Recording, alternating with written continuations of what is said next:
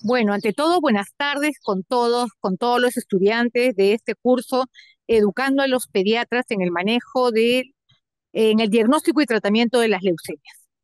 El día de hoy tengo el gusto de presentar a la doctora Kelly Montes Izquierdo. Ella es médico hematóloga de nuestro instituto, con bastante experiencia en este tema y va a versar acerca de tratamiento de leucemia mieloide crónica en pediatría. Adelante, Kelly. Buenas tardes. Bueno, primero empezaremos con un caso clínico.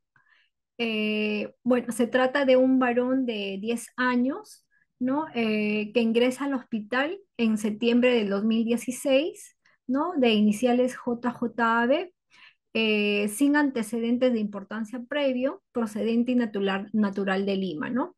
Más o menos acude a la institución con un tiempo de enfermedad de 2 meses, acude por emergencia, por un cuadro de palidez y cansancio progresivo, ¿no? Sensación de alza térmica, aumento progresivo del volumen abdominal y llenura precoz, ¿no? Al examen físico preferencial se le nota adelgazado, con una piel pálida, tres cruces. En cuanto al sistema linfático, no se palpaban adenopatías. En el abdomen se palpaba el hígado 7 centímetros por debajo del reborde costal derecho, ¿no? Y el vaso estaba con un marcado incremento de volumen, ¿no? Ocupaba casi todo el hemiabdomen izquierdo y se extendía hasta la cresta ilíaca izquierda, ¿no? Este es el hemograma de ingreso, ¿no? Un hemograma completo con la fórmula diferencial, la hemoglobina en 6,8, los leucocitos en 722.000, ¿no? Y unas plaquetas en 487.000, ¿no? Bueno, aparte en la fórmula diferencial de los leucocitos, también se evidencia eosinófilos, ¿no? 28.000, una eosinofilia marcada.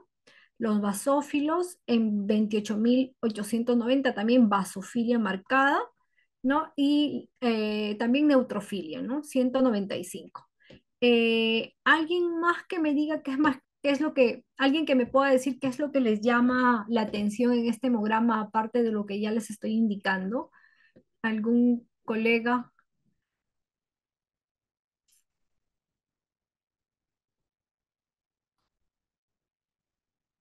Bueno, aparte, en el hemograma se evidencia a los leucocitos en diferentes estadios de maduración, ¿no?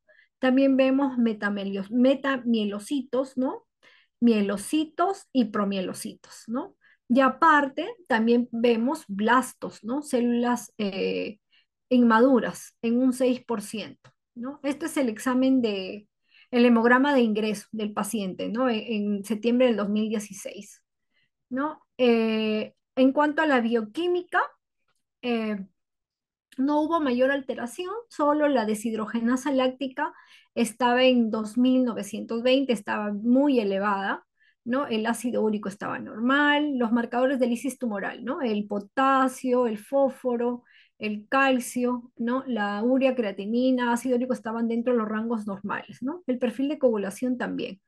Y bueno, se le hace una ecografía abdominal donde se le evidencia una marcada esplenomegalia, un vaso con marcado incremento de volumen que ocupaba todo el hemiabdomen izquierdo, ¿no? Que se extendía hasta cresta ilíaca. Aparte, había hepatomegalia, ¿no?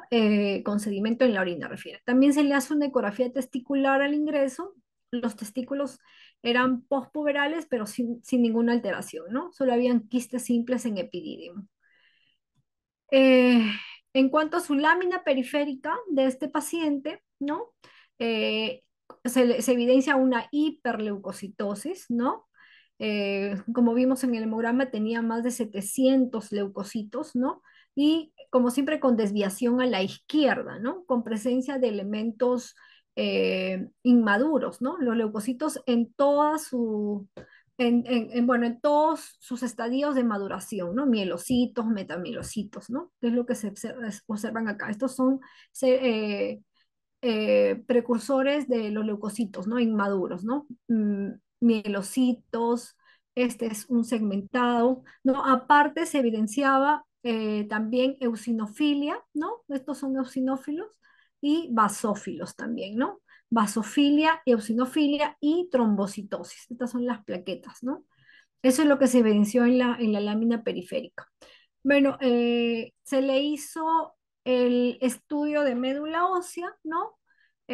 Para llegar al diagnóstico y también se encontró una médula muy hipercelular, ¿no? Muy llena, casi no se evidencia células grasas, ¿no? En la médula ósea, una médula muy hipercelular con un incremento de las tres series hematopoyéticas, ¿no? Con incremento de megacariocitos, incremento de mielocitos y también incremento de la serie roja, pero siempre a predominio de la serie mieloide, ¿no?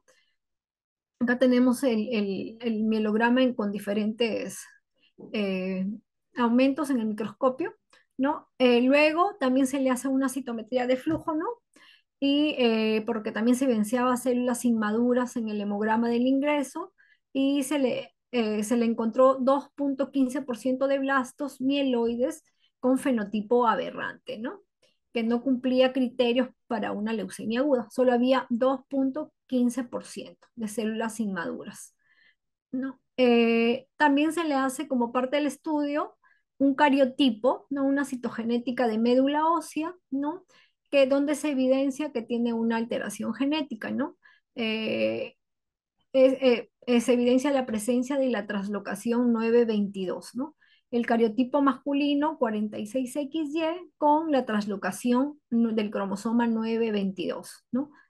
Esto es esto de acá, ¿no? Aparte, también se le hace una genética molecular, una vez que ya tenemos el cariotipo, se le hace una genética molecular donde se le detecta el gen de fusión BCR-ABL positivo, ¿no? En un 100%, ¿no?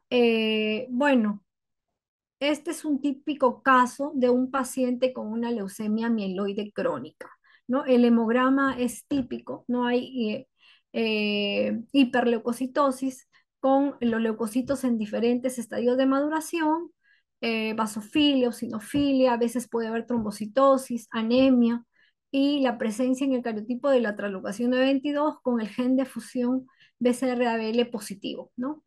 La leucemia mieloide crónica pertenece a los síndromes mieloproliferativos, ¿no? Es una enfermedad mieloproliferativa clonal, ¿no? Cuya origen implica una alteración genética, como les dije, ¿no? A nivel de la célula madre mieloide, ¿no? Que esta célula madre sufre esa alteración genética y posteriormente se va a traducir con una producción excesiva de granulocitos maduros y también de otros granulocitos en proceso de maduración en la médula ósea. Y también causando esplenomegalia como hiperleucocitosis, ¿no? Eh, a nivel genético, la alteración genética que se produce es la translocación recíproca entre el cromosoma 9 y el cromosoma 22, ¿no? Esta translocación, ¿no? Va a producir la fusión del gen ABL en el cromosoma 9 y del gen BCR en el cromosoma 22 y va a dar origen a un gen quimérico, ¿no? BCR-ABL. Además, un cromosoma 22 más pequeño, ¿no? Que el original. Este gen BCR-ABL va a dar origen a una proteína, a una enzima, ¿no? Con actividad tirosinquinasa, del mismo nombre BCR-ABL, que va a actuar como un factor oncogénico, ¿no? Y va a dar origen a lo que es la leucemia mieloide crónica. Como vemos, el gen BCR normal, o sea, sin que esté alterado, va a estar involucrado en lo que es el crecimiento y la proliferación celular, ¿no? Y el gen ABL, también normal, también es una tirosina quinasa que va a estar implicada en la proliferación, diferenciación y migración celular. En condiciones normales, este gen ABL está inactivo, ¿no? Y está inactivo. En cambio, en la leucemia mieloide crónica, la oncoproteína BCR-ABL resultante de la translocación cromosómica va a carecer de un extremo N terminal, lo que va a impedir su unión a un bolsillo de mirocilo y va a conseguir una autoinhibición, ¿no? esta oncoproteína va a permanecer activa, ¿no? En las células alteradas, lo cual les va a promover una proliferación incontrolada de las células mieloides en la médula ósea, ¿no? Eh, la oncoproteína BCR-ABL va a dar como lugar a una tirosinquinasa intracelular, ¿no? Constitutivamente activa, que va a fosforilar eh, el factor de transcripción STAT5 a nivel intracelular, ¿no? Y independientemente de esta vía, JAK2, que es lo normal, ¿no? Esta vía oncogénica va a diferir de esta normal, ¿no? De que primero es que la cascada de fosforilación va a ser independiente del JAK2, ¿no? Y segundo, es que va a activar de manera constitutiva al factor de transcripción STAT5 independientemente del JAK2 y como resultante este STAT5 va a permanecer activa, ¿no? Y va a estar activa continuamente, ¿no? Dando lugar a un alto número de células mielógenas inmaduras que van a ser incapaces de diferenciarse adecuadamente, ¿no? Eso más o menos es la fisiopatología de la leucemia mieloide crónica, la alteración genética, ¿no? A nivel intracelular. Eh, em, bueno, la leucemia mieloide crónica no es frecuente en niños, ¿no? Es una enfermedad rara, tanto en niños como adolescentes. Usualmente es más frecuente en adultos, ¿no? Ya que su incidencia va a ir aumentando de acuerdo a la edad. Se evidencia un pico máximo, más o menos a la edad de 80 años, ¿no? Acá es el pico máximo.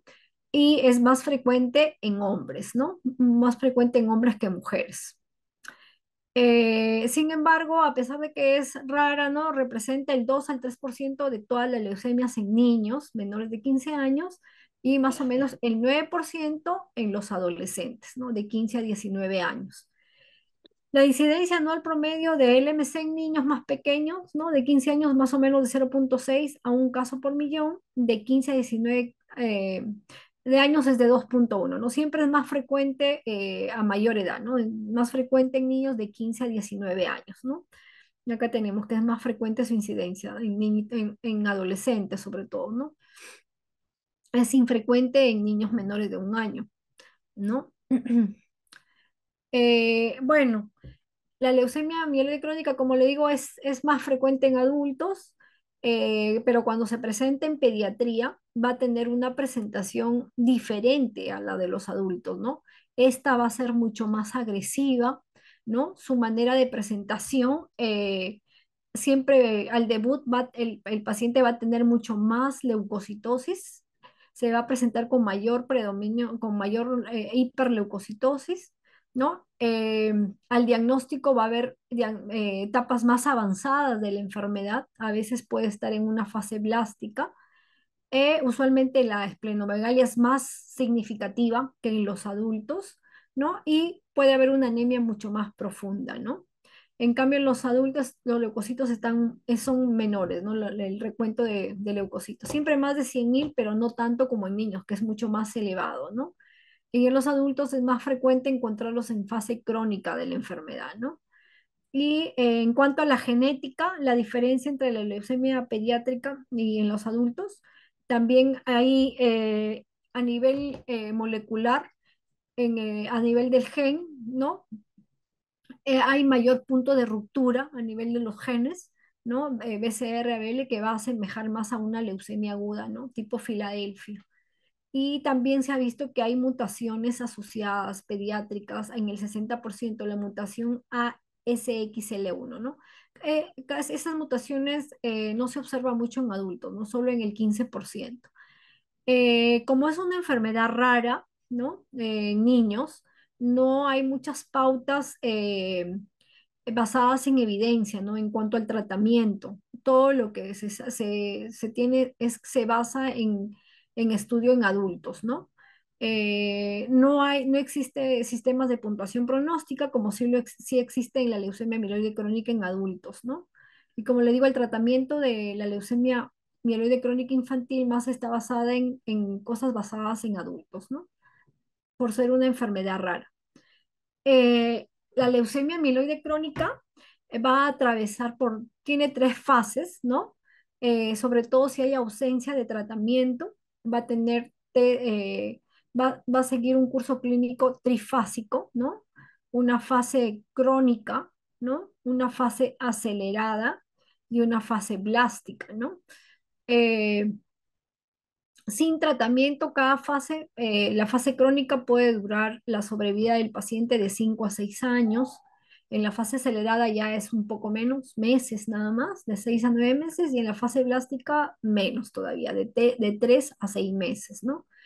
Y bueno, cada fase se va a diferenciar por la cantidad de blastos que hay en el momento del diagnóstico, ¿no? En el aspirado de médula o en el hemograma, y también por alteraciones genéticas, ¿no? En la fase acelerada ya se ve nuevas anormalidades genéticas, ¿no?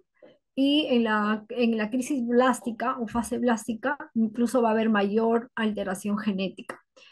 En cuanto a los blastos, en la fase acelerada siempre va a haber mayor del 15 y menor del 30% de blastos, y en la fase blástica siempre mayor del 30% de blastos, ¿no? Usualmente en la fase crónica el paciente está asintomático, ¿no? En los adultos, en los niños también a veces puede estar asintomático. En la fase acelerada va a haber incremento del cansancio, pérdida de peso, y el vaso va a estar más grande, incrementado de tamaño. Y en la crisis blástica eh, ya hay síntomas de una leucemia aguda, ¿no? Incremento de blastos en la médula ósea, e incluso puede haber ya infiltración extramedular, ¿no? Ya presencia de adenopatías, presencia de infiltración a nivel de piel, ¿no? En la crisis blástica. Entonces, la leucemia amiloide crónica pasa por tres fases, ¿no? Si es que no es diagnosticada a tiempo e inicia tratamiento. Una fase crónica, una fase acelerada y una fase blástica. Em, bueno, acá hay un resumen, ¿no? De los criterios diagnósticos de cada fase, según la Organización Mundial de la Salud, como les decía. En la fase crónica, los blastos son menos del 10%, y se documenta la alteración genética, la translocación 922, ¿no? O cromosoma de Filadelfia, y el gen de fusión, BCR-ABL, ¿no? Positivo. En la fase acelerada ya hay blastos mayor del 10%, ¿no? Del 10 al 19%. Hay vasofilia, también es un criterio, la vasofilia, la presencia de basófilos incrementados en la sangre periférica, al menos mayor 20%, ¿no? Trombocitosis persistente, ¿no? Que no está relacionado con la terapia o que no responda al tratamiento una vez que iniciamos tratamiento, y el aumento del vaso, ¿no? Eh, y aumento también del recuento de glóbulos blancos que no responden a la terapia. Estos son los criterios para un diagnóstico de una fase acelerada. En la fase blástica ya tiene que tener blastos, no, acá es mayor del 20%, ¿no? Según la Organización Mundial de la Salud, y proliferación de blastos a nivel extramedular, ¿no? Adenopatías, infiltración en piel, a veces hay infiltración también en el sistema nervioso central, ¿no? En la biopsia de hueso puede también haber focos, ¿no? De blastos, de células inmaduras. Acá un poco de las manifestaciones clínicas, como les decía, va a depender del estadio de la enfermedad al momento del diagnóstico, ¿no? Si es fase crónica, fase acelerada o fase blástica. Y usualmente son comunes los síntomas sistémicos, ¿no? El paciente va a presentar fatiga, ¿no? Pérdida de peso, sudoración excesiva, sensación de plenitud abdominal, episodio de sangrado, ¿no? Si es que hay disfunción plaquetaria, ¿no? Y lo típico que el dolor y malestar abdominal, ¿no? Que a nivel del cuadrante superior izquierdo, a veces referido al hombro, saciedad temprana, y todo esto por la presencia de la esplenomegalia, ¿no? A veces cuando hay un hiperesplenismo, puede el paciente presentar infarto esplénico también, ¿no? Y hay también Eso dolor. no, ponete bien, va acá. Entonces, no, no te vas a meter, ponte de este ladito. Ponte de este ladito, no sé. Ujú. Bueno, hay también dolor en la parte inferior del esternón, ¿no? Que es debido a la proliferación de células inmaduras, ¿no? En la médula ósea. No, acá tenemos una tomografía, ¿no? Donde se evidencia una esplenomegalia, ¿no? Masiva, también hay un poco de hepatomegalia. Esta hipodensidad central es un niño con, bueno, un infarto esplénico, ¿no? Ya que la esplenomegalia y también puede haber hepatomegalia, ¿no?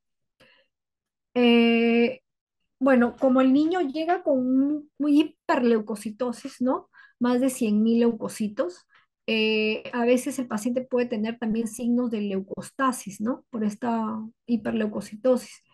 Pero esto se produce por un aumento anormal de los leucocitos, ¿no? En los capilares. Y muchas veces puede presentarse signos de daño en órgano blanco, ¿no? Por la presencia de hiperleucocitosis. Puede haber enfermedad vasoclusiva, puede haber accidente cerebrovascular, infarto de miocardio, priapismo, trastornos visuales, trombosis, ¿no?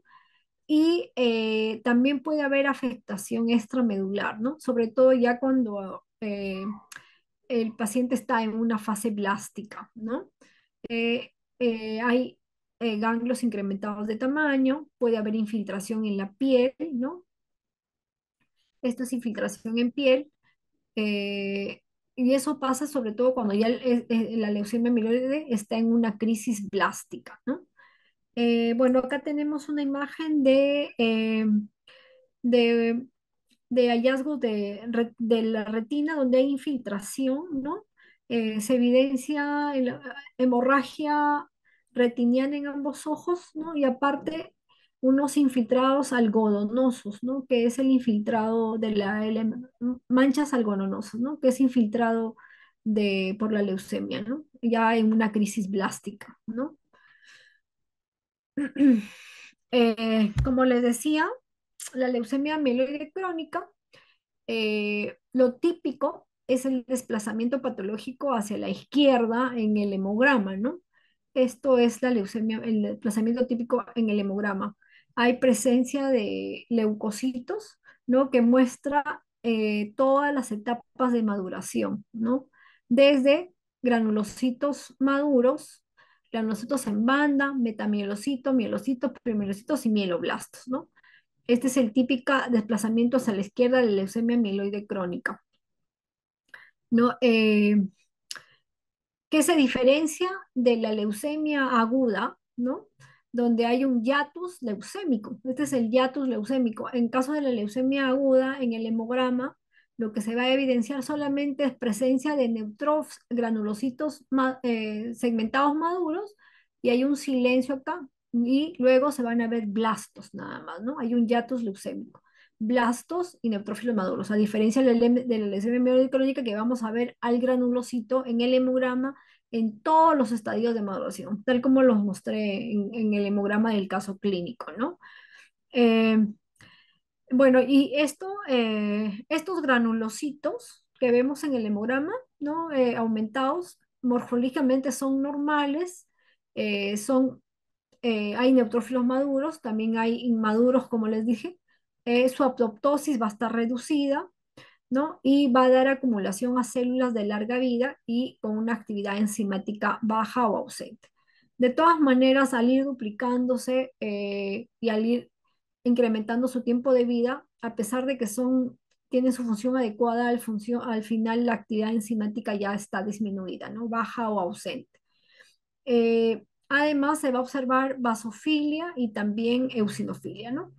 Entonces, también en el caso de un hemograma, eh, en caso de una infección, lo típico en el hemograma es que solamente hay desviación izquierda, pero no se ve eh, todos los estadios de maduración, ¿no? Solo se ve granulocitos maduros hasta bandas, ¿no? Lo que se llama en caso de una infección. Aparte, el neutrófilo va a tener granulaciones tóxicas, ¿no? Y esto es la distribución normal del hemograma, donde no deberíamos ver elementos inmaduros, ¿no? En la sangre periférica, solamente ver granulocitos segmentados. En caso de infección, presencia de bandas, ¿no?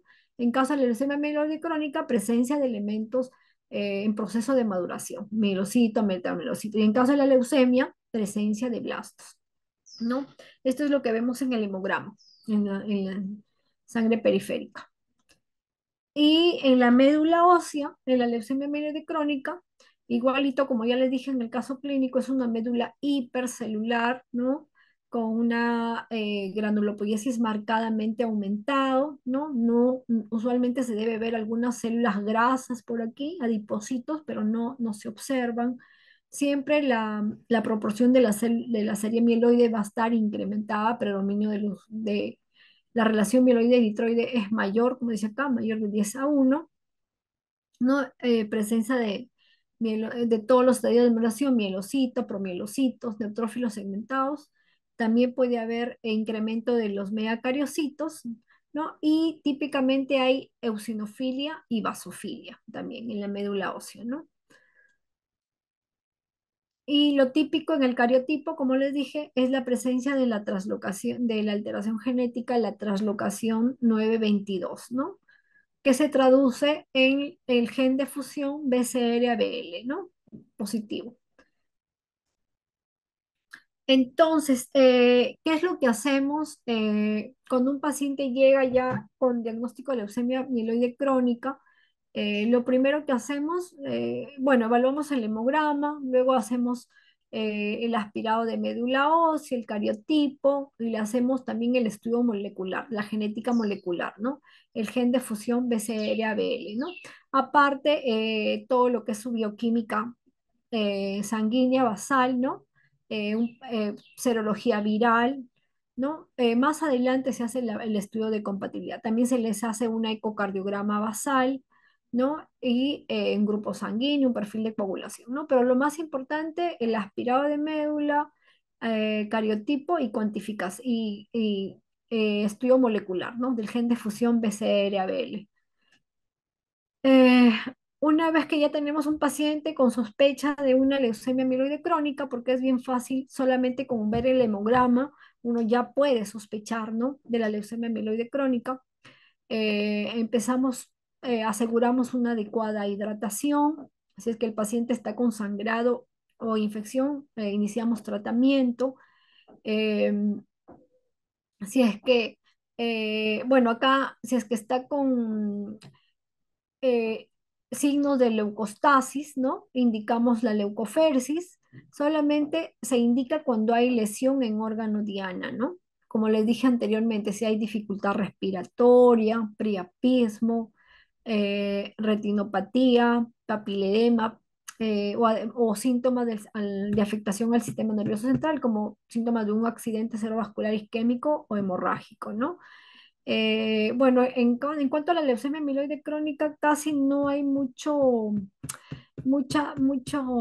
riesgo de trombosis o leucostasis, ¿no? A pesar de la hiperleucocitosis, a diferencia de la leucemia aguda, que sí es más frecuente, y esto se debe a que la preponderancia de la hiperleucocitosis es de leucocitos maduros, ¿no? En cambio, en la leucemia aguda, las células que están incrementadas son células inmaduras eh, más agrandadas, ¿no? Que es lo que va a causar más leucostasis, ¿no? En caso de la leucemia aguda. Bueno, iniciamos alopurinol, ¿no? Si es que los glóbulos blancos están más de 20.000. Y también iniciamos hidroxiuria, ¿no? Es una quimioterapia que nos va a ayudar a disminuir la cantidad de leucocitos. No, eso se llama citorreducción, nos va a ayudar con la citorreducción. Entonces, con la sospecha ya de que el paciente al ver el hemograma probablemente tiene una leucemia mieloide crónica, iniciamos el tratamiento con todo esto y aparte iniciamos hidroxiuria, ¿no? Que nos va a ayudar con la citorreducción, la disminución de los leucocitos, ¿no? Hasta que se confirme el diagnóstico. Bueno, y el tratamiento de elección en la leucemia amiloide crónica son los inhibidores de la tirosinquinasa, ¿no? Eh, es el tratamiento de elección. ¿Qué es lo que hace el inhibidor de tirosinquinasa? Como dice su mismo nombre, ¿no? Va a inhibir a la oncoproteína, ¿no? BCR-ABL, ¿no? Acá tenemos en el panel A, ¿no? cómo la oncoproteína eh, BCR-ABL, ¿no? Con una molécula de trifosfato de ATP, ¿no? Acá en el bocillo sinasa, una vez que se une con ATP, va a activar al sustrato, ¿no? Y va a fosforilizar acá, ¿no? Va a fosforilizar uno de sus residuos de tirosina y activar el citrato. Y a continuación va a activar otras moléculas efectoras posteriores. Esto es lo normal, cuando la BCR-ABL está activa. ¿Qué es lo que hace? Los inhibidores de tirosina quinasa se unen a este bolsillo del ATP y va a impedir que el sustrato se active, ¿no? Entonces va a bloquear esta vía de traducción, ¿no? Va a bloquear a la oncoproteína, BCR-ABL. Eh, entonces, como les digo, la terapia de elección en la leucemia amiloide crónica es los inhibidores de tirosina quinasa. En niños tenemos aprobados tres inhibidores de tirosina quinasa, ¿no? Unos son de primera generación, aquí tenemos el imatinib, dasatinib, nilotinib, ¿no? Imatinib es el más antiguo, ¿no? Fue aprobado por la FDA en el 2003, ¿no? Como primera línea para pacientes pediátricos para el uso del LMC, ¿no? Es el ITK de primera generación, ¿no? Luego aparecieron los inhibidores de tirosina quinasa de segunda generación, ¿no? El dasatinib en el año 2017, o sea, más o menos 14 años después, ¿no? El más antiguo es el imatinib y fue aprobado también en primera y segunda línea, ¿no? Para tratamiento de la LMC en pacientes pediátricos. Luego el nilotinib fue aprobado en el 2018, también en primera y segunda línea para tratamiento de la leucemia amiloide crónica, ¿no? Aquí están.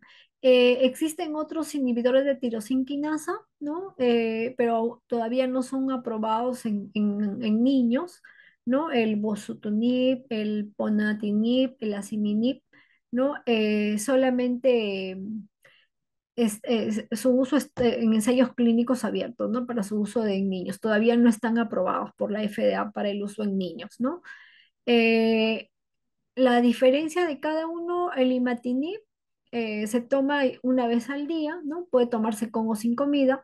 El dasatinib igual, una vez al día con o sin comida. El nilotinib es dos veces al día y se debe tomar sin alimentos, ¿no? No alimentos 2 horas antes y 1 hora después, ¿no? Bueno, acá tenemos algunos efectos secundarios comunes de cada uno, ¿no? Por decir, el imatinib produce calambres, lo más frecuente, calambres, retención de líquidos, ¿no? Edemas, a veces diarreas, síntomas gastrointestinales, vómitos, náuseas, ¿no? El dasatinib, se ha visto casos de derrame pleural, ¿no? Hipertensión pulmonar, prolongación del QT, ¿no? El nilotinib es más prolongación del QT, del intervalo QT, en adultos, porque casi en niños, como se usa casi cada 12 horas, no se asegura muy bien la adherencia, entonces más usamos en adultos y se ha reportado algunos casos de trombosis, ¿no? Oclusión arterial, también casos de hiperglicemia, hiperlipidemia, ¿no? Bueno, esos son entonces imatinib, dasatinib y nilotinib están aprobados para uso en niños, ¿no? Y los tres podemos usarlo en terapia de primera línea, ¿no? Bueno, ya entrando al tratamiento de la leucemia amiloide crónica, como les digo, la primera línea, esta es la fase crónica, leucemia amiloide crónica en fase crónica. Primera línea de tratamiento, ¿qué hacemos? Iniciamos un inhibidor de tirosina quinasa tan pronto como sea posible, ¿no? Una vez que tenemos confirmado el diagnóstico, tenemos el resultado de la citogenética, o el resultado del molecular, donde que nos confirman la leucemia amiloide crónica, iniciamos el tratamiento con el inhibidor de tirosina quinasa. ¿Cómo elegimos? De acuerdo a la disponibilidad, eh, de acuerdo a la facilidad de administración, ¿no? Usualmente preferimos de que sea una vez al día y no 2 veces al día, ¿no? Para asegurar la adherencia del medicamento, que sea de bajo costo, ¿no?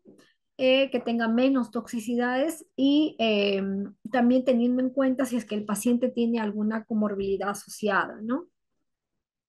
Entonces tenemos el diagnóstico, si podemos elegir cualquiera de los tres inhibidores de tirosina quinasa aprobados en niños como primera línea de tratamiento, ¿no?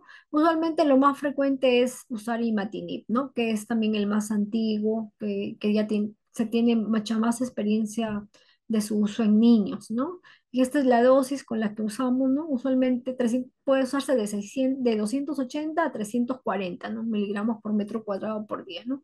El dasatinib también, 60 miligramos por metro cuadrado por día, o nilotinib, que es cada 12 horas, ¿no?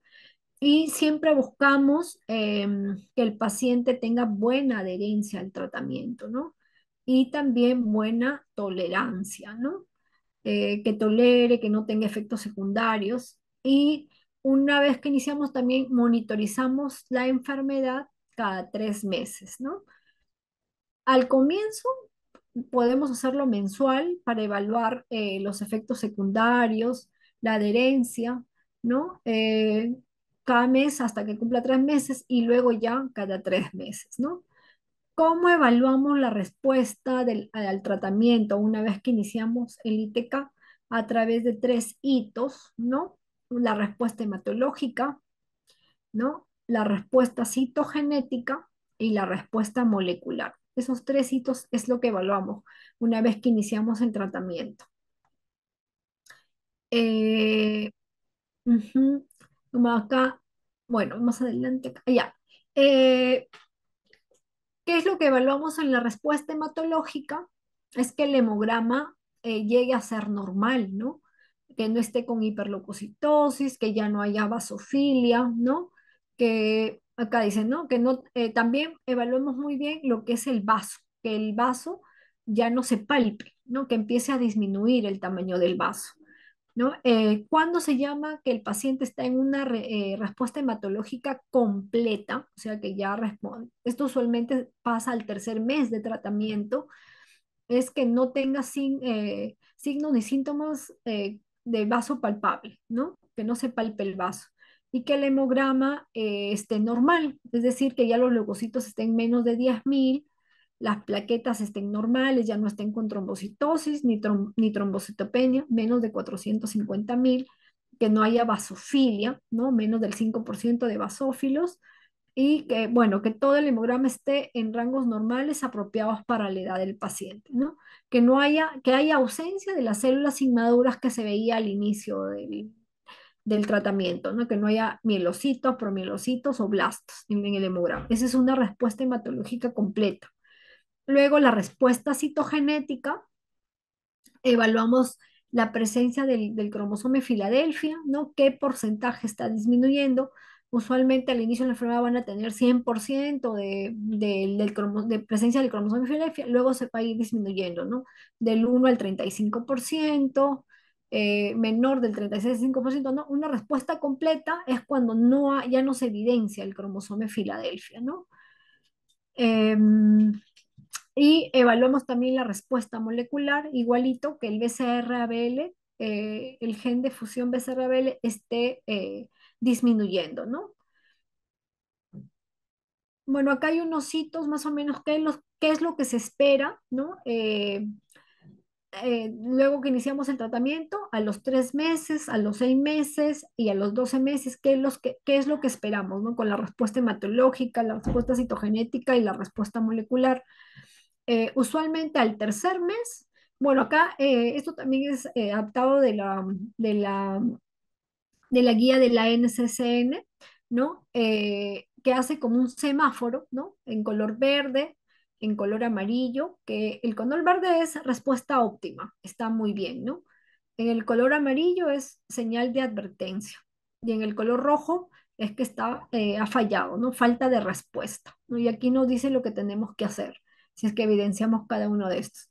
Como les decía, lo ideal al tercer mes es que el paciente tenga una respuesta hematológica completa. Esto, que el hemograma esté normal y que el vaso ya no esté palpable, ¿no?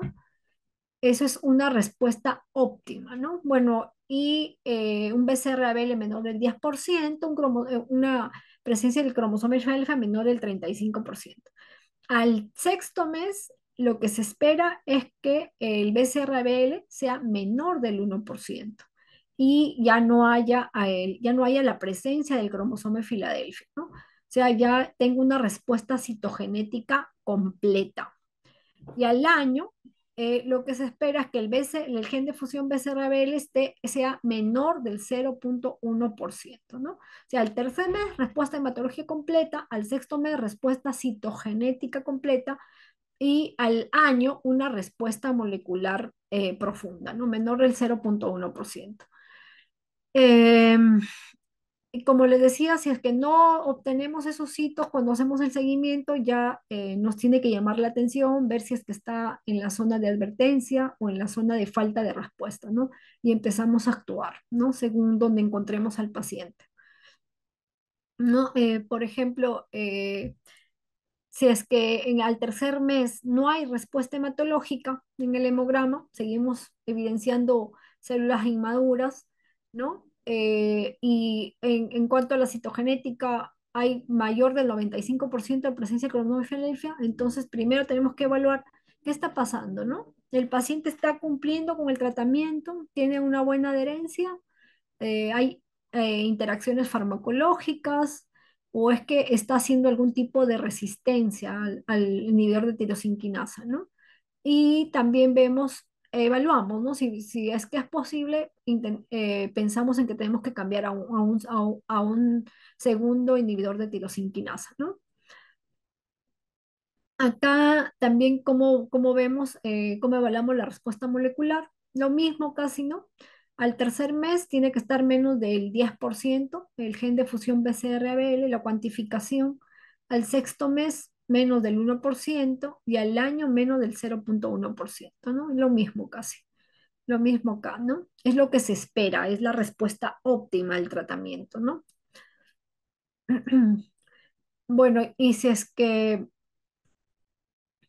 eh, como les dije, cuando ya estamos en la zona de que no está respondiendo bien el tratamiento, no está cumpliendo los hitos de respuesta, ¿no? Ni hematológica, ni genética, ni molecular, siempre tenemos que evaluar, ¿no?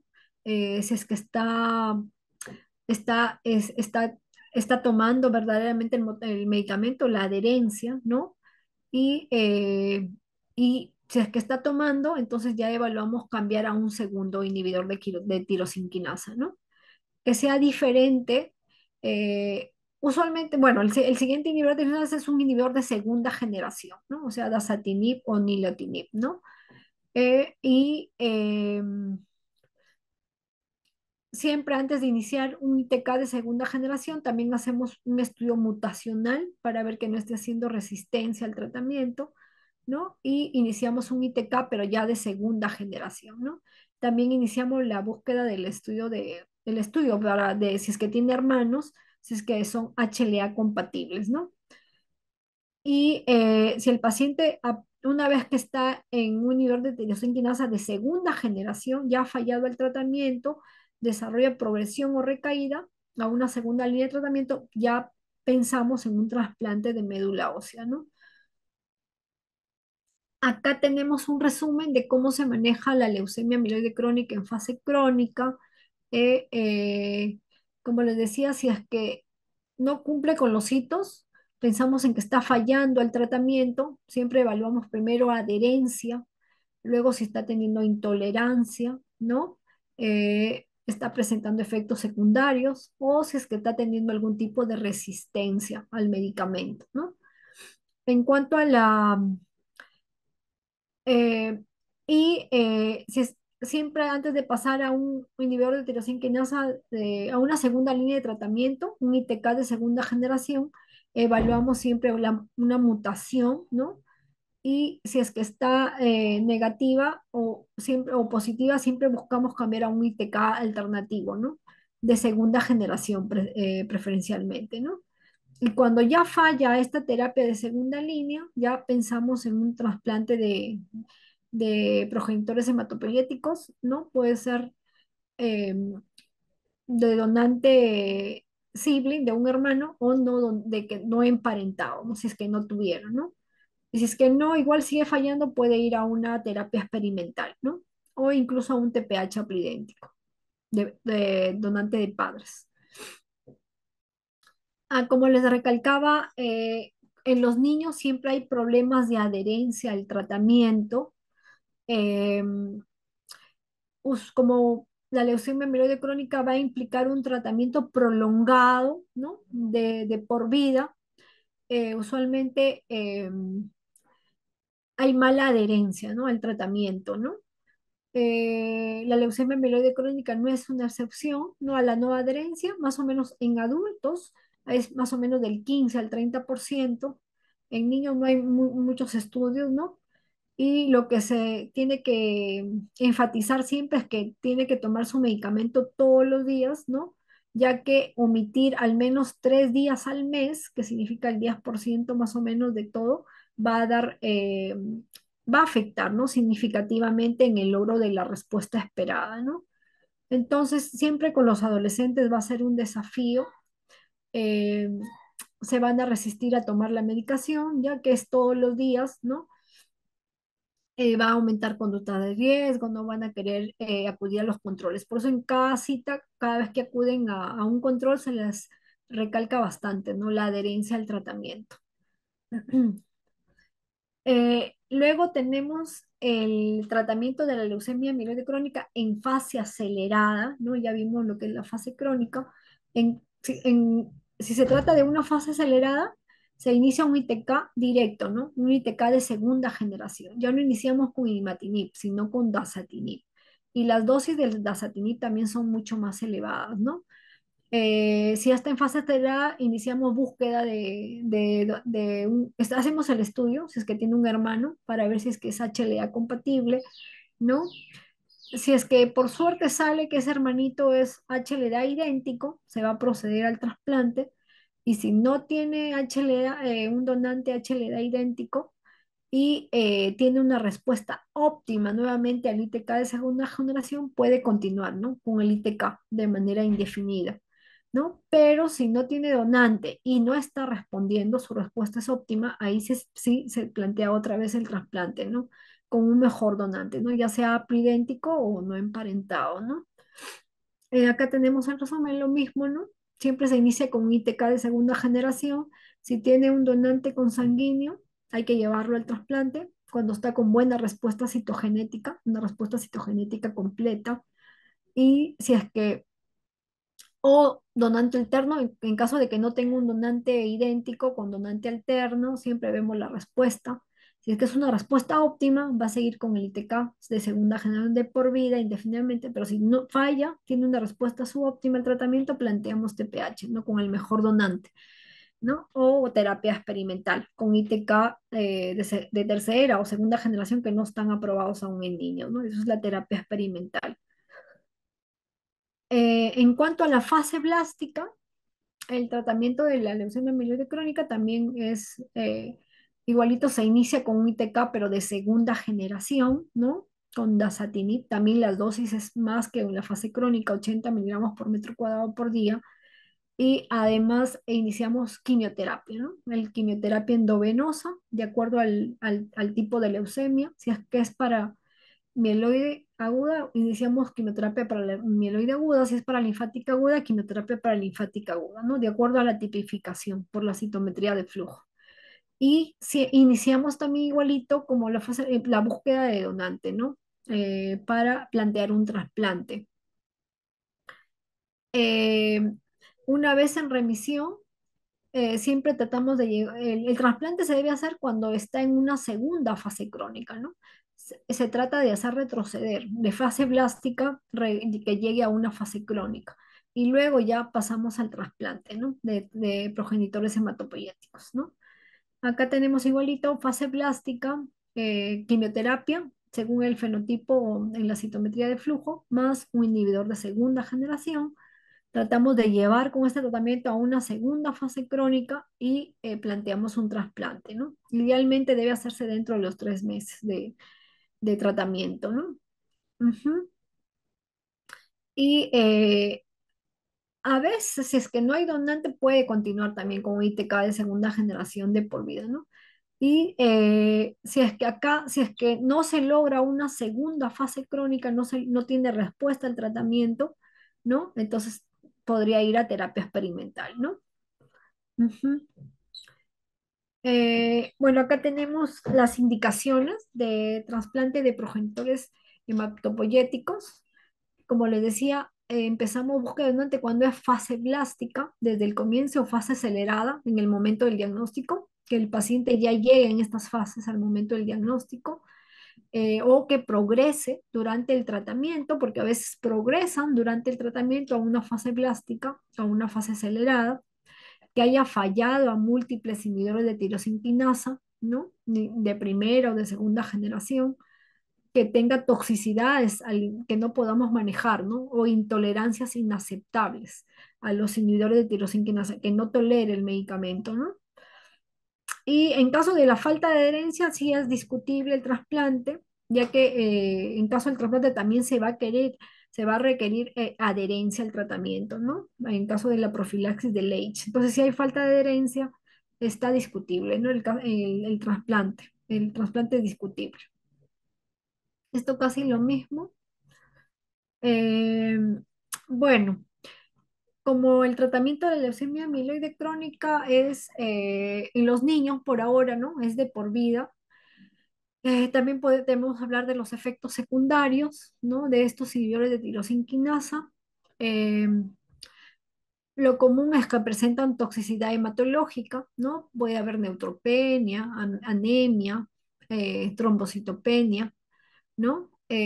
Algunos, cuando iniciamos el tratamiento, pueden presentar erupción en la piel, ¿no? Puede elevar enzimas hepáticas, a veces hay calambres musculares, ¿no?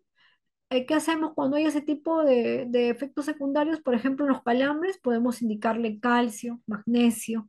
Si hay náuseas, indicamos que tomen un antiemético, ¿no? 30 minutos antes de la toma de la medicación, ¿no?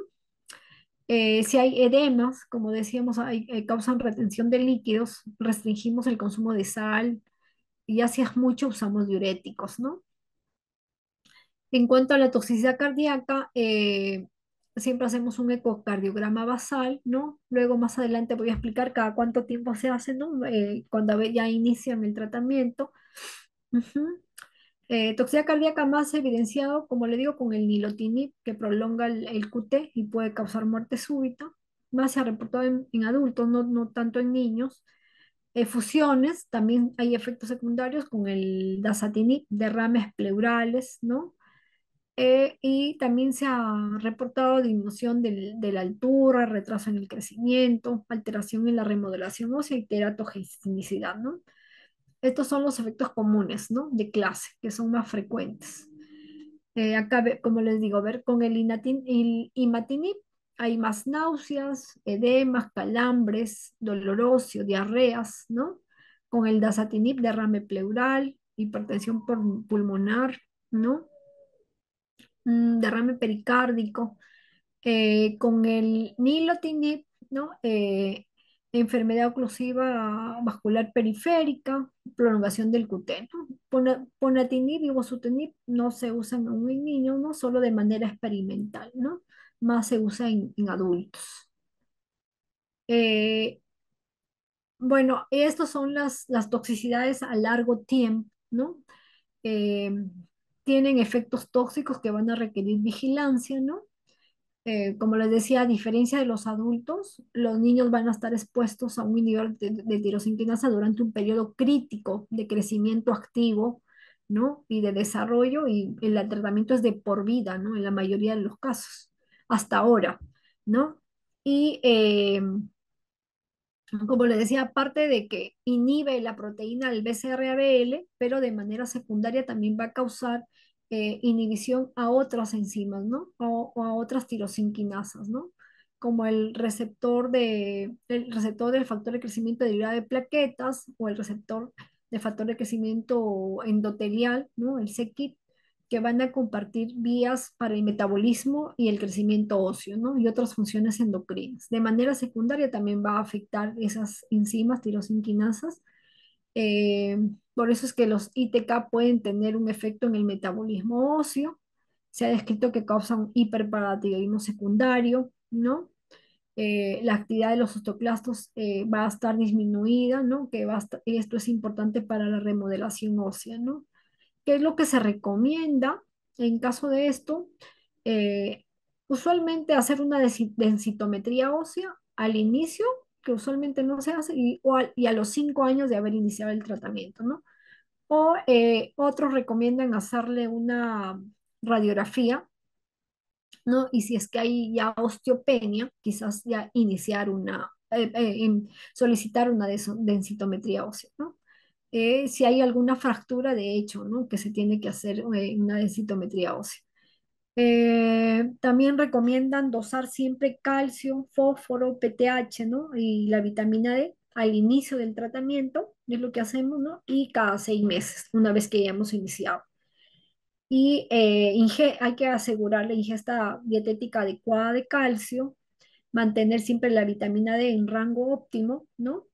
Si es que es menor de 30.000, iniciar la suplementación, ¿no? Con vitamina D. Esto fue efecto en lo que es la densidad ósea. Hay también efecto en cuanto al crecimiento, como les decía, ¿no? Los ITK pueden afectar el crecimiento de los pacientes prepúberes, sobre todo cuando inician antes de la pubertad el tratamiento. Se ha descrito que hay un crecimiento longitudinal deficiente, ¿no? Y se debe a que, como les decía, aparte de inhibir al BCR-ABL, inhiben a otras tirosinquinasas, ¿no? Como el factor de crecimiento derivado de plaquetas beta, ¿no? Dando como resultado a una disminución del reclutamiento y actividad de los condrocitos, a la placa de crecimiento y remodulación ósea desregulada, ¿no? Debido a una actividad reducida de los osteoclastos. Entonces, ¿qué es lo que se hace? Hay que estar siempre controlándoles al inicio y luego cada 3 meses a la altura del paciente, ¿no? También el peso, ¿no? Su índice de masa corporal. Y edad ósea, solamente si es que notamos que hay un crecimiento lento. La velocidad de crecimiento no es adecuada, ¿no? Es lenta. Eso es en cuanto al crecimiento. También puede haber retraso en la pubertad, pero tampoco no es nada concluyente este efecto secundario. Pero sí se recomienda que hay que evaluar la pubertad al inicio y a partir de los 8 años, cada 6 meses, hasta que complete toda la pubertad, ¿no? O sea, cada 6 meses evaluar gonadotropina, esteroides sexuales, ¿no? Y si la pubertad se retrasa o aparecen síntomas de deficiencia esteroidea sexual en la adolescencia y pospuberal, ¿no? Se debe controlar cada 6 meses, cada 6 meses. En cuanto a la fertilidad, el imatinib, dasatinib son teratogénicos, ¿no? Se han relacionado con abortos, anomalías fetales y abortos espontáneos, ¿no? El imatinib se debe excretar por la leche materna. Parece que no tuviera ningún efecto en el embarazo de la pareja masculina, ¿no? Eh, pero, ¿qué es lo que se recomienda? Que hay que evitar embarazarse, ¿no? Bueno, ya será en el caso de las adolescentes, ¿no? Que todas que están tomando ITK, ¿no? Se debe evitar porque son teratogénicos. Otros trastornos endocrinos que también producen los ITK, hay disfunción tiroidea, disfunción subclínica de glucocorticoides, hiperglicemia, algunos, ¿no? Como el nilotinib. Siempre se recomienda hacer la función tiroidea basal, ¿no? TSH, T4 libre antes de iniciar el tratamiento, cortisol sérico, hemoglobina glicosilada, anualmente una vez que ya se inició el tratamiento, ¿no? Acá tenemos algunas recomendaciones, ¿no? Como les decía, puede haber efectos toxicidades endocrinas, cardíacas, metabólicas, eh, endocrina. ¿Qué hacemos? Hay que hacer un laboratorio de tiroides basal, ¿no? A las 4 y 6 semanas de iniciar el tratamiento, luego ya anual, ¿no? El estadio Tanner, evaluar cada 6 meses, luego de haber iniciado el tratamiento. Gonadotropina, si es que el paciente basal, y luego si tiene síntomas. La edad ósea también, si es que no hay un crecimiento adecuado, no hay detención del tratamiento, del crecimiento. Dosaje de calcio, fósforo, vitamina E, basal y luego cada 6 meses. PTH igualito, basal y luego cada 6 meses, ¿no? Hacerle un ecocardiograma basal siempre antes de iniciar y luego anual cada año. Y perfil metabólico de sobre todo lípidos, cuando están tomando imatinib, ¿no? Hemoglobina glicosilada igual cuando toman imatinib, ¿no? Eh, bueno, entonces, ahora que como sobre el tratamiento de la leucemia mieloide crónica, ahora se habla de remisión, pero no de curación, ¿no? El tratamiento de la leucemia en pacientes pediátricos es hasta ahora de por vida, ¿no? eh, lo ideal sería que se pudiera suspender los inhibidores de tirosinquinasa, ¿no? Pero hay datos muy limitados, ¿no? Sobre la viabilidad de suspender el ITK en la población pediátrica, ¿no? Y para adultos, ¿no? Ya se puede suspender, hay pautas estrictas de la NCCN, ¿no? Que son estas, si el paciente es mayor de 18 años, si es que el paciente siempre ha estado en fase crónica, en ningún momento ha tenido fase avanzada, ¿no? Y si es que al menos ya ha recibido terapia ITK por 3 años, al menos como mínimo, y que tenga una respuesta molecular profunda, ¿no? Durante al menos 2 años, ¿no? Y que tenga acceso a pruebas moleculares, ¿no? Confiables, que sean accesibles. Y porque una vez que se suspende, se va a requerir monitorizar de manera frecuente, ¿no? ¿Y qué es lo que se ha visto en adultos que han suspendido el ITK? A los 6 meses posteriores de haber suspendido, el 50 al 60% de pacientes no permanecen en una remisión libre de tratamiento, ¿no? O sea, la enfermedad vuelve a progresar y tiene recurrencia de la enfermedad, ¿no? O sea, el 50%. Pero se puede revertir otra vez, vuelve a una fase crónica, una enfermedad controlada cuando reiniciamos el ITK, ¿no? Con tasas notables altas de retorno a la remisión molecular profunda. Sin embargo, a veces puede requerir una duración más prolongada, ¿no? Para lograr una remisión molecular profunda. Em, Se ha visto también que un síndrome de abstinencia, ¿no? Cuando suspenden el ITK. Sí, se ha visto a veces niños que están tomando el tratamiento, dejan de tomar, que ya han tomado bastante tiempo, 1 año, 2 años, dejan de tomar y pueden presentar dolores musculoesqueléticos, ¿no? Y déficit neurocognitivo, ¿no? Incluso en los niños refieren que pueden ser más graves, ¿no? Que en los adultos, pero requiere de todas maneras ensayos, ¿no? Y mayor investigación. En pediatría hay un estudio de la Children Oncology Group para evaluar la viabilidad de la remisión libre de tratamiento, ¿no? Todavía no hay resultados en niños. Eh, bueno, dado a que los datos siguen siendo limitados en pediatría, ¿no? Porque es una enfermedad rara, actualmente no se recomienda suspender el ITK fuera de un ensayo clínico, ¿no? Entonces, el objetivo de tratamiento siempre en la leucemia mieloide crónica debería ser la curación, ¿no? Y no una remisión a largo plazo que requiera medicamento de por vida vía oral, ¿no? Eh, bueno, esto en caso de nuestro caso clínico, regresando a nuestro pacientito, ¿no? Que era una leucemia mieloide crónica en una fase crónica. Este niñito fue todo esto en el 2016, ¿no? Él inició tratamiento con imatinib, ¿no? Una vez que ya confirmamos el diagnóstico, se le hace siempre igual su evaluación, ¿no? Como les decía, al tercer mes, al sexto mes, al noveno mes y al año, ¿no?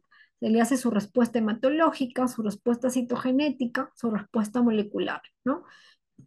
Y dentro de la respuesta hematológica está a ver cómo está el vaso, ¿no? Una ecografía abdominal. Al tercer mes de tratamiento, este pacientito ya tenía un hemograma normal, ¿no? Él llegó con 700, más de 700 leucocitos, tenía anemia también, acá todavía hay anemia, puede ser por el efecto del medicamento, pero ya los leucocitos están en 3000, ¿no? Ya no se ven formas inmaduras, ¿no? De glóbulos blancos, no hay trombocitosis, ya las plaquetas están normales, hay un poco de neutropenia, pero leve, ¿no? Pero es por efecto del tratamiento, ¿no? Del imatinib, la toxicidad hematológica. Entonces, y acá ya solo hay una ligera esplenomegalia, ¿no? Hepatoesplenomegalia. Podríamos hablar de una respuesta hematológica completa, ¿no? Al tercer mes. La citogenética todavía al tercer mes se evidenciaba la presencia de translocación 922 y la cuantificación del gen de fusión BCR-ABL está en 2,43, ¿no? Lo que estaba en 100% se detectaba al 100%, ahora ya disminuyó hasta en el 2,43. Entonces sí tenía una respuesta óptima, ¿no? Una respuesta hematológica completa al tercer mes. Luego se le evaluó al sexto mes de tratamiento, ya tenía una respuesta molecular profunda, ¿no? El BCR-ABL ya estaba en 0% y ya tenía un cariotipo normal, ¿no? 46XY. Ya no se evidenciaba la translocación 922. Entonces, el paciente tenía una respuesta molecular óptima y citogenética también, ¿no? Tenía una respuesta citogenética completa al sexto mes de tratamiento. Al noveno mes, el paciente eh, continuó teniendo una buena respuesta molecular en 0%, ¿no? Eh, Esto fue en el 2017, al año 2018, acá progresó un poquito el molecular, ¿no? En 0,01%, lo que estaba eh, en, en 0%, presentó toxicidad hematológica, al parecer le disminuyeron la dosis de imatinib, ¿no? Y vuelve a control en septiembre de 2018, sigue progresando la enfermedad molecular, el molecular está en 0,12%, volvieron a aumentar la dosis de imatinib a 400, le hicieron una ecografía, todo estaba normal, luego en el 2019 se ha mantenido, ¿no? 0%, 2020, 0% de la cuantificación del gen de fusión BCR-ABL, ¿no? 2021, 2022, 2023, ¿no? El paciente tiene más o menos 8 años de tratamiento, ¿no? Al debut tenía 10 años, ¿no? Más 8 años, cumplió 18 años en el 2023. Por haber cumplido mayoría de edad, ya fue derivado a un hospital de adultos, ¿no? Pero fue con una respuesta molecular óptima, ¿no? Con control de la enfermedad.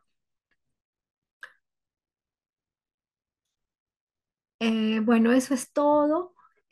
¿Alguna pregunta? Doctora, buenas tardes. Una consultita. En este caso, de que el paciente se presenta con una leucocitosis muy marcada, aparentemente como que ha recibido monoterapia con imatinib, o claro, me imagino que han usado las uricasas al inicio, ¿no? No creo que la aluprinada haya sido suficiente para tantas terapias, ¿no? Ajá, ¿O sí, qué más usa? Sí, gracias. ah, como les dije, en la leucemia amiloide crónica no hace mucha lisis tumoral.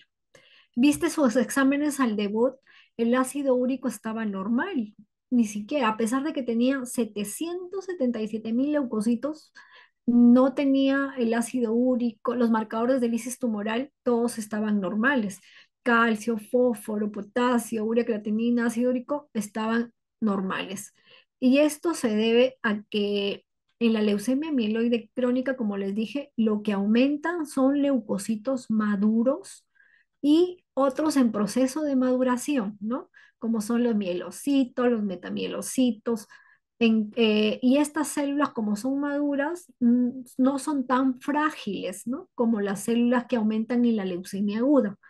En la leucemia aguda lo que aumenta son los blastos, las células inmaduras, son frágiles, se rompen. Entonces,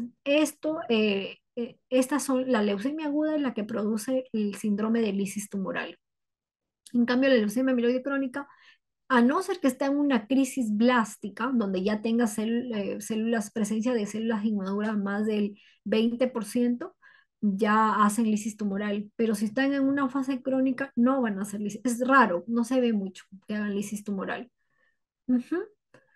Y eso es por la presencia de células maduras, por lo que predominan células maduras. Y en la leucemia, células inmaduras, que cuando son más fáciles de romper y de liberar todo, pues, ¿no? Todos los iones intracelulares, el potasio y todo eso. Ujú. Muchas Entonces, gracias. Ujú. Es la diferencia entre la leucemia crónica y la aguda, ¿no? Que sí, igualito, la aguda más presenta síndromes de leucostasis, la aguda, ¿no? La crónica no tanto, por el tipo de células que la que aumentan son células maduras y en proceso de maduración. Ujú.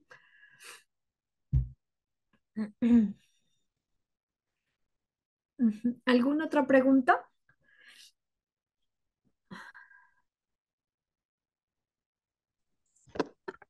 Recuerden que las preguntas también la pueden hacer mediante chat. A ¿Ya? ver. Ya se está poniendo el hilo asistencia. Por favor, recuerden marcar también su asistencia. Igual ya se habilitó los micros para que puedan preguntar. Acá.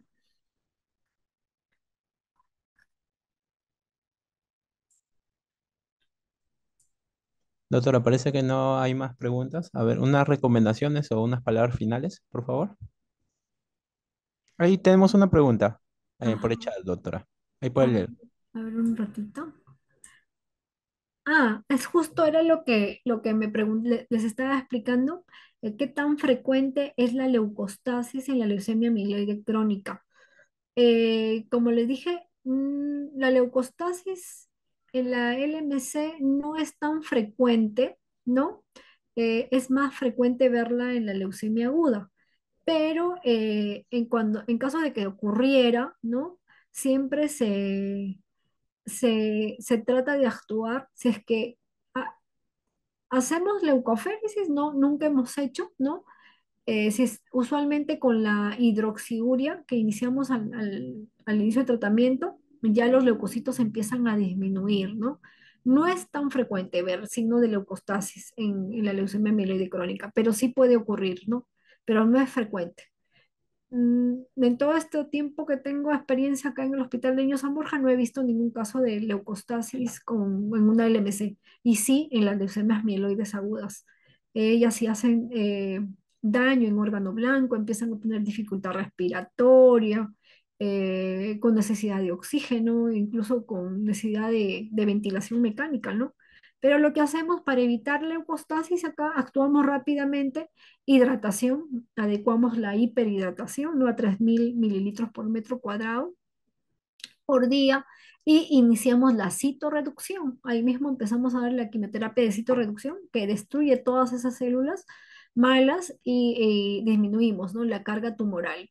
En el caso de la leucemia amiloide crónica, disminuimos con el tratamiento con la hidroxiuria, que es el tratamiento inicial, y en las causas de las leucemias agudas, quimioterapia, ¿no? Quimioterapia endovenosa. Ujú. No es frecuente. ¿Y en qué tipo de presentación? Podemos observar leucostasis quizás ya cuando la leucemia mieloide crónica está en fase blástica, ¿no? Cuando ya se ha transformado a una leucemia aguda, ¿no? En ese caso podría observarse más, incluso también podría haber síndrome de lisis tumoral ya, porque ahí ya no predominan las células maduras, sino las células inmaduras, los blastos, ¿no? Que son más fáciles de romper y son más grandes y todo lo demás, ¿no? Ujú.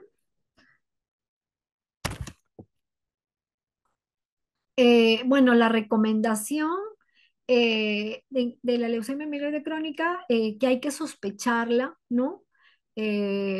Cuando vemos a un niño, ya que en el hemograma la fórmula diferencial no es la adecuada, empezamos a ver hiperleucocitosis, presencia de elementos inmaduros, ¿no? No blastos necesariamente, ¿no? Basofilia, eosinofilia, si el niño tiene esplenomegalia, ¿no? Que es uno de los síntomas más frecuentes, un signo más frecuente, entonces ya hay que sospecharla, ¿no? De que se trata de una leucemia mieloide crónica. Y hay que derivarlo a un centro de mayor complejidad, ¿no? Para ampliar estudios, porque la confirmación del diagnóstico se hace con el aspirado de médula ósea, la citogenética, que tenemos que tener la evidencia de la alteración genética, la translocación 922, y el molecular, la presencia del gen de fusión, ¿no? El BCR-ABL, ¿no? y hay que sospecharlo porque no queremos que el niño pase por todas las fases de la leucemia mieloide crónica, ¿no? De una fase crónica a una fase acelerada y a una fase blástica, ¿no? Lo que queremos es que lleguen al hospital de mayor complejidad cuando el paciente está en fase crónica, ¿no? Antes de que pase por las otras fases, por no haber recibido tratamiento a tiempo, ¿no? Y tener en cuenta que siempre la presentación de la LMC en niños es mucho más agresiva que en adultos. A veces, sin que uno lo logre detectar en una fase crónica, lo va a detectar en una fase blástica ya, directo. No puede pasar, puede saltarse las fases también. Puede de frente debutar como una leucemia amiloide crónica en fase blástica, ¿no? O en una fase acelerada. Ya va a depender de la agresividad de la enfermedad, ¿no? Ujú.